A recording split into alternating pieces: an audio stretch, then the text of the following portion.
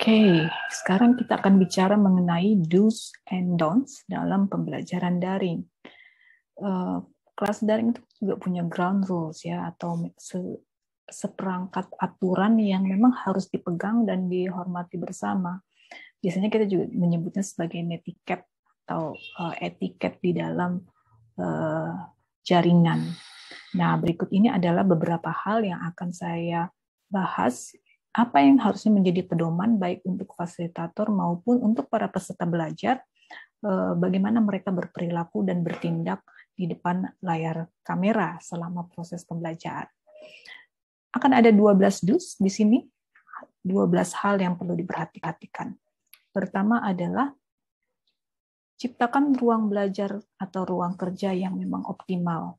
Pilihlah tempat di mana Anda, kita semua di sini bisa belajar secara fokus dan tidak terganggu.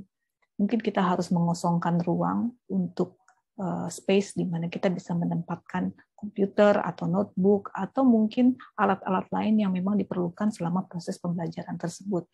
Dan pastikan bahwa di ruang tempat kita belajar atau tempat kita bekerja tersebut koneksi internetnya cukup handal. Berikutnya, yang kedua adalah coba uji teknologi Anda sebelum masuk ke kelas atau sebelum masuk ke ruang pertemuan untuk memastikan semuanya berfungsi dengan baik, termasuk misalnya monitornya, kondisi headphone-nya atau headset-nya, kemudian mikrofon Anda, dan pastikan juga baterai atau daya di device yang Anda pakai itu mencukupi atau penuh sehingga kemudian Anda tidak perlu terganggu jika kemudian baterainya habis atau kosong dan mengakibatkan proses pembelajaran tersebut terganggu. Yang lain lagi adalah yang ketiga, coba Anda siapkan diri. Kalau perlu memang harus ke kamar kecil dulu sebelum kelas untuk menghindari keluar masuk atau bolak-balik ke toilet misalnya. Pastikan Anda sudah melakukannya sebelum kelas dimulai. Juga kalau Anda harus menyiapkan air minum atau makanan ringan, pastikan itu tersedia di meja kerja tempat kita belajar. Anda tidak perlu terganggu jika kemudian baterainya habis atau kosong. Yang lain lagi adalah yang ketiga, coba Anda siapkan diri. Kalau perlu memang harus ke kamar kecil dulu sebelum kelas untuk menghindari keluar masuk atau bolak-balik ke toilet misalnya. Pastikan Anda sudah melakukannya sebelum kelas dimulai. Juga kalau Anda harus menyiapkan air minum atau makanan ringan, pastikan itu tersedia di meja kerja tempat kita belajar. Yang lain lagi adalah memeriksa visual kamera Anda sebelum masuk ke kelas atau sebelum rapat dimulai untuk memastikan supaya kalau kita punya background atau latar belakang itu bisa kita netralisir. Pastikan kita memiliki background yang itu tidak mengganggu pandangan. Pastikan kita menggunakan pakaian yang pantas dan juga periksa apakah kamera kita berada pada posisi yang tepat, tidak terlalu tinggi, tidak terlalu rendah, dan menunjukkan keseimbangan. Oke, mari kita lanjutkan. Berikutnya, setelah kita memeriksa visual kamera kita, maka baik bagi kita juga untuk memastikan bahwa kita memberitahu orang lain yang tinggal bersama dengan kita tentang jadwal-jadwal dari pertemuan yang akan kita hadapi. Ini bagian dari proses untuk mendapatkan dukungan dari mereka, sekaligus juga Anda bisa mendapatkan privasi yang memang Anda perlukan. Mintalah pada mereka supaya mereka tidak mengganggu Anda pada waktu-waktu tertentu. Mungkin ini kadang-kadang agak sulit juga sih sebenarnya. Kenapa? Karena kita hidup dengan orang lain dan seringkali jadwal-jadwal pertemuan tersebut kadang-kadang juga bentrok dengan kegiatan-kegiatan yang ada di dalam lingkungan rumah tangga atau di dalam lingkungan pekerjaan. Tapi tentu saja Anda bisa mengkomunikasikan ini dengan sopan kepada orang-orang yang tinggal di sekitar Anda, bagaimana supaya mereka bisa mendukung proses pembelajaran tersebut. Kalau misalnya memang pertemuan itu sangat penting, maka Anda juga bahkan bisa menutup pintu atau menguncinya untuk mencegah supaya tidak terjadi interupsi. Tentu saja itu semua harus dilakukan dengan sepengetahuan orang-orang yang tinggal bersama dengan Anda dan juga dilakukan dengan sopan. Hal lain yang juga cukup penting adalah memastikan kita senantiasa membaca silabus atau agenda terlebih dahulu sebelum kita memasuki sebuah ruang pertemuan atau sebuah ruang kelas. Kenapa ini penting? Supaya kita bisa mempersiapkan diri untuk menghadapi materi atau diskusi yang akan berlangsung. Kalau diperlukan kadang-kadang juga bahkan ini untuk memenuhi tenggat waktu tertentu yang memang digariskan di dalam silabus terkait dengan penugasan yang memang sudah berikan di dalam platform asinkron sebelumnya. Jadi dengan silabus tersebut, maka kita akan tahu apa sebenarnya yang akan dilakukan di dalam proses pertemuan tersebut, bahan-bahan atau materi-materi apa saja yang harus dipersiapkan, dan apa hal-hal topik-topik yang akan dibahas oleh pembicara ataupun oleh fasilitator di dalam kelas tersebut. Kita juga bisa menyiapkan mental kita sejauh mana kita bisa beradaptasi, sejauh mana kita bisa menanggapi materi-materi tersebut dengan baik. Penting juga yang harus kita catat adalah untuk tidak terlambat. Saya rasa ini berada di dalam kelas manapun, kelas tatap muka ataupun kelas daring, datang tepat waktu itu selalu sesuatu yang sangat penting. Karena itu lakukanlah login atau masuk ke dalam kelas virtual secara tepat waktu. Mungkin sebaiknya juga bisa beberapa menit sebelum kelas dimulai.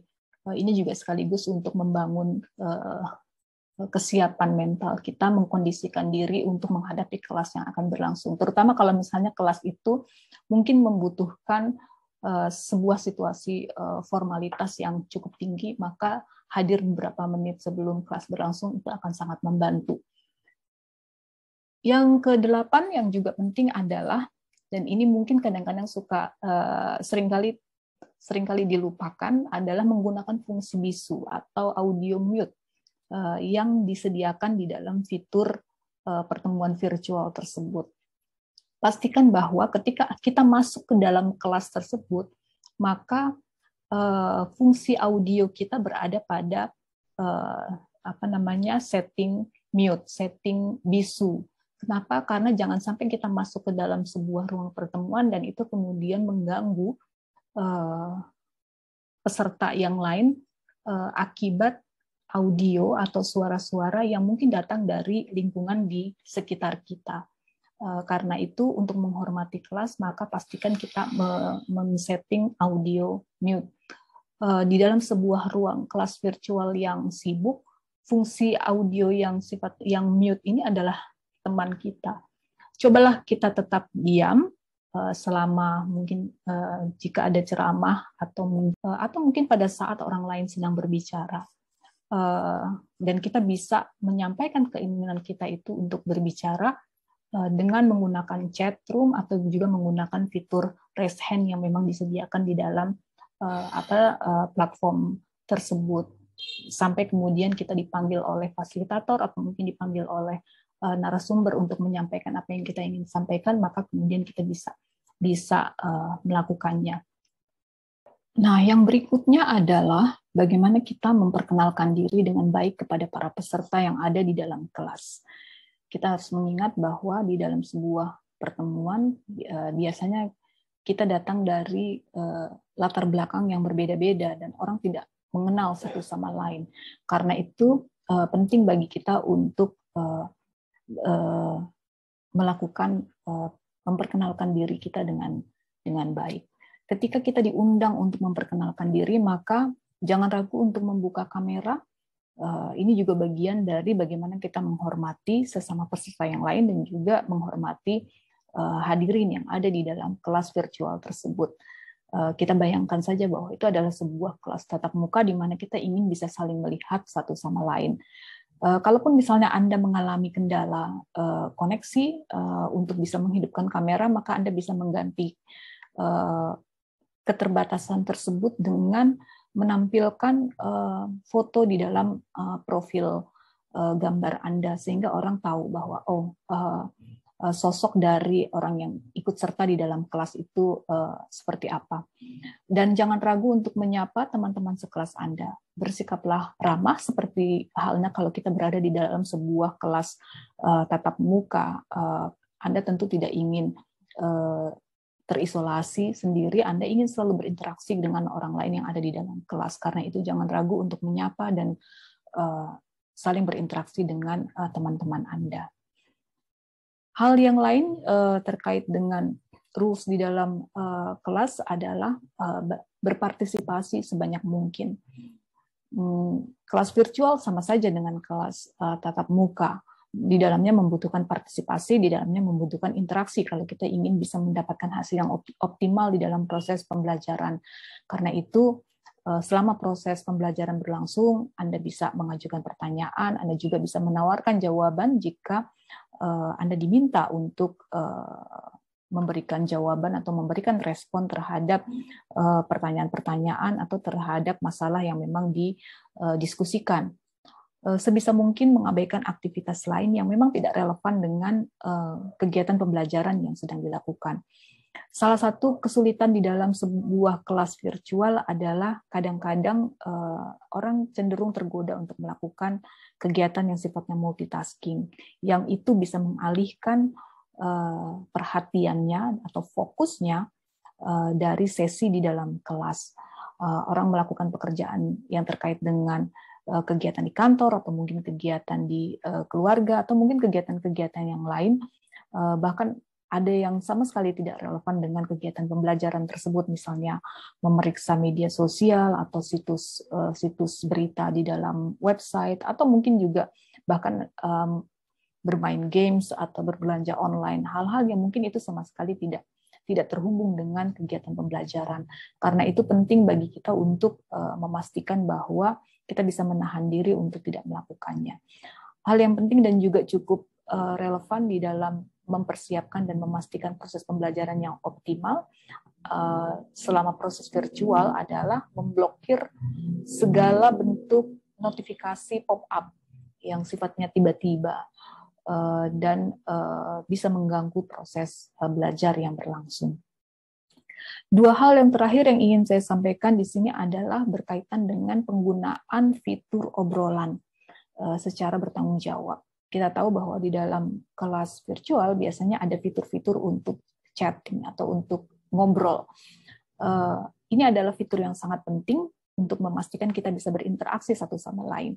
Kadang-kadang bisa dipakai untuk bertanya, kadang-kadang bisa dipakai untuk memberikan jawaban secara cepat, meminta bantuan, atau juga memberikan feedback terhadap hal-hal yang terjadi di dalam kelas. Baik itu untuk fasilitator atau untuk sesama peserta yang lain dan juga untuk narasumber. Tapi pastikan bahwa kita bisa menggunakan fitur chat itu secara bertanggung jawab. Kadang-kadang ada juga yang menggunakan fitur ini untuk bercanda. Sejauh ini sesuatu yang memang bercandanya masih bisa diterima, maka ini masih dimungkinkan.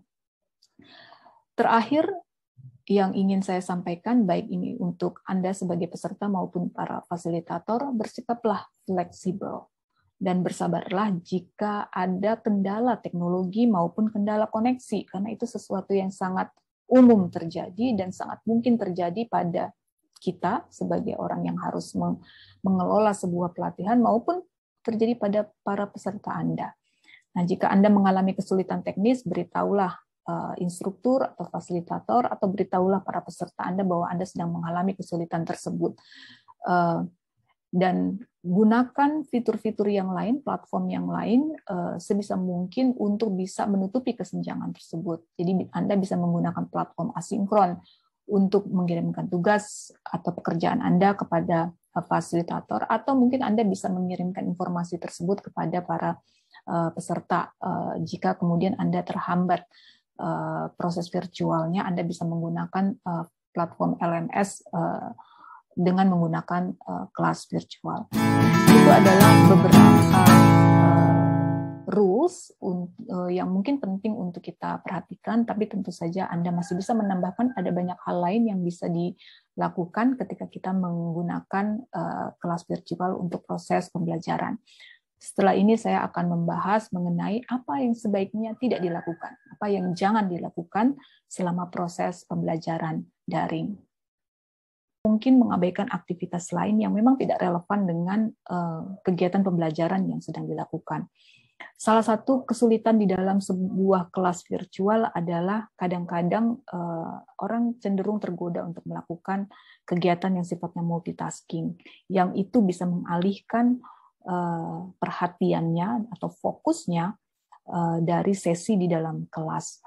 Orang melakukan pekerjaan yang terkait dengan kegiatan di kantor, atau mungkin kegiatan di keluarga, atau mungkin kegiatan-kegiatan yang lain, bahkan ada yang sama sekali tidak relevan dengan kegiatan pembelajaran tersebut, misalnya memeriksa media sosial atau situs berita di dalam website, atau mungkin juga bahkan bermain games atau berbelanja online, hal-hal yang mungkin itu sama sekali tidak terhubung dengan kegiatan pembelajaran. Karena itu penting bagi kita untuk memastikan bahwa kita bisa menahan diri untuk tidak melakukannya. Hal yang penting dan juga cukup relevan di dalam mempersiapkan dan memastikan proses pembelajaran yang optimal selama proses virtual adalah memblokir segala bentuk notifikasi pop-up yang sifatnya tiba-tiba dan bisa mengganggu proses belajar yang berlangsung. Dua hal yang terakhir yang ingin saya sampaikan di sini adalah berkaitan dengan penggunaan fitur obrolan secara bertanggung jawab. Kita tahu bahwa di dalam kelas virtual biasanya ada fitur-fitur untuk chatting atau untuk ngobrol. Ini adalah fitur yang sangat penting untuk memastikan kita bisa berinteraksi satu sama lain. Kadang-kadang bisa dipakai untuk bertanya, kadang-kadang bisa dipakai untuk memberikan jawaban secara cepat, meminta bantuan, atau juga memberikan feedback terhadap hal-hal yang terjadi di dalam kelas. Baik itu untuk fasilitator atau untuk sesama peserta yang lain dan juga untuk narasumber. Tapi pastikan bahwa kita bisa menggunakan fitur chat itu secara bertanggung jawab. Kadang-kadang ada juga yang menggunakan fitur ini untuk bercanda. Sejauh ini sesuatu yang memang bercandanya masih bisa diterima, maka ini masih dimungkinkan. Terakhir, yang ingin saya sampaikan, baik ini untuk Anda sebagai peserta maupun para fasilitator, bersikaplah fleksibel dan bersabarlah jika ada kendala teknologi maupun kendala koneksi, karena itu sesuatu yang sangat umum terjadi dan sangat mungkin terjadi pada kita sebagai orang yang harus mengelola sebuah pelatihan maupun terjadi pada para peserta Anda. Nah, jika Anda mengalami kesulitan teknis, beritahulah instruktur atau fasilitator, atau beritahulah para peserta Anda bahwa Anda sedang mengalami kesulitan tersebut. Dan gunakan fitur-fitur yang lain, platform yang lain, sebisa mungkin untuk bisa menutupi kesenjangan tersebut. Jadi Anda bisa menggunakan platform asinkron untuk mengirimkan tugas atau pekerjaan Anda kepada fasilitator, atau mungkin Anda bisa mengirimkan informasi tersebut kepada para peserta. Jika kemudian Anda terhambat proses virtualnya, Anda bisa menggunakan platform LMS dengan menggunakan kelas virtual. Itu adalah beberapa rules yang mungkin penting untuk kita perhatikan, tapi tentu saja Anda masih bisa menambahkan ada banyak hal lain yang bisa dilakukan ketika kita menggunakan kelas virtual untuk proses pembelajaran. Setelah ini saya akan membahas mengenai apa yang sebaiknya tidak dilakukan, apa yang jangan dilakukan selama proses pembelajaran daring.